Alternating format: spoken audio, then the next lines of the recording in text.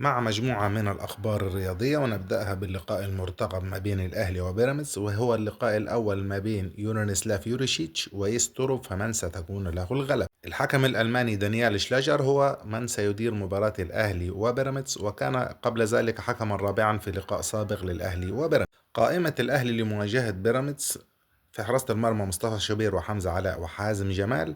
في خط الدفاع ياسين مرعي وياسر إبراهيم ومحمد شكري وهادي رياض وأحمد عيد ومحمد هاني وأحمد نبيل كوكا.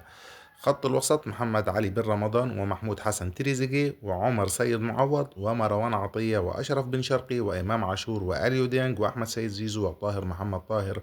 وفي خط الهجوم محمد شريف ومروان عثمان. نيجي لمباراة الزمالك وإنبي: محمود ناجي هو حكم مباراة الزمالك وإنبي غدا. أحمد دياب رئيس رابطة الأندية: الزمالك طلب تأجيل مباراته أمام إنبي ساعة واحدة لتقام الساعة السادسة بدلا من الخامسة، لكن الرابطة اعتذرت عن تنفيذ الطلب لأن مواعيد المباريات ثابتة. أما مباراة القمة المرتقبة يوم 1 مايو بين الأهلي والزمالك، فاليوم الاثنين تم طرح التذاكر عبر شركة تذكرتي لمنح جماهير الأهلي والزمالك فرصة للحجز مبكرا.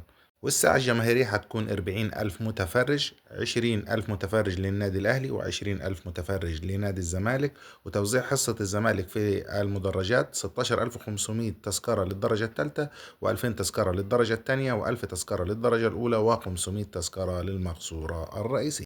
محمود بن تايك حصل على موافقة طبية للمشاركة في المباريات، والقرار في يد الجهاز الفني بقيادة معتمد جمال. تشيلسي يفوز على ليدز يونايتد 1-0 في نصف نهائي كأس الاتحاد الإنجليزي، ويضرب موعدا في لقاء قمة مع مانشستر سيتي. وأخيرا، مصدر في اتحاد الكرة لموقع يلا كورة: تم الاستقرار على تعيين الأسباني خافير البيرو روخاس حكما لمباراة القمة بين الأهلي والزمالك في الدوري. بس لو عجبك المحتوى، متابعة ولايك وشير، والسلام عليكم ورحمة الله وبركاته.